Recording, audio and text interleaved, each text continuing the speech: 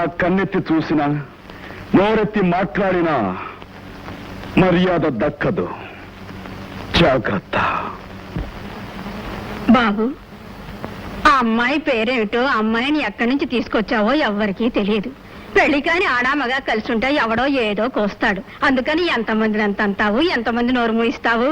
మామ, బాబు పెద్దవాళ్ళం, నువ్వు కన్నెల చేస్తే ఏం చెప్పలేం గాని కన్నదాన్ని తల్లి అంటారు, తోడబుట్టిన దాన్ని చెల్లి అంటారు, తాళి కట్టిన దాన్ని పెళ్ళాం అంటారు.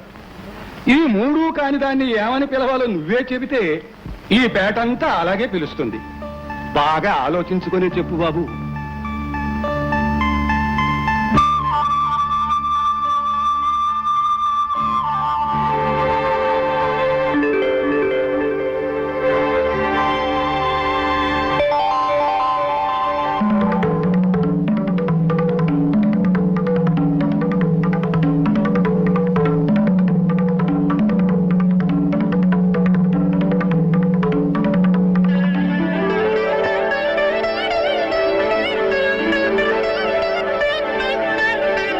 ఈ క్షణం నుంచి ఈమె నా భార్య. పెళ్లిళ్లకు పేరంటాలకు పిలవకపోయినా ఈమె నా భార్య అన్న సంగతి గుర్తుంచుకోండి. నీ అంగీకారం లేకుండా తొందరపడుతున్నానా? అడిగితేనే దేవుడు వరమిస్తాడు. అడగకుండానే మీరిస్తున్న ఈ వరాన్ని ఎలా కాదనగలనండి?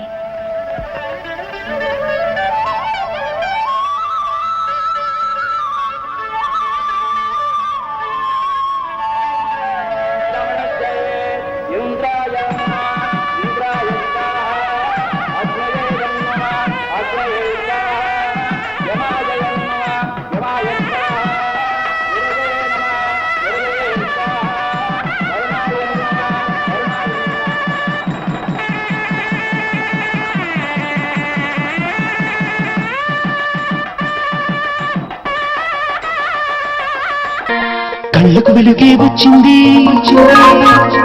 ఊపిరి వేగం పెరిగింది,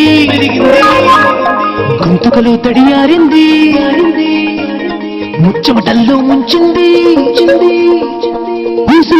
చెప్పి ఊహల రెక్కలు తిప్పి వెలుక్కి పడ్డ గుండెను తట్టింది.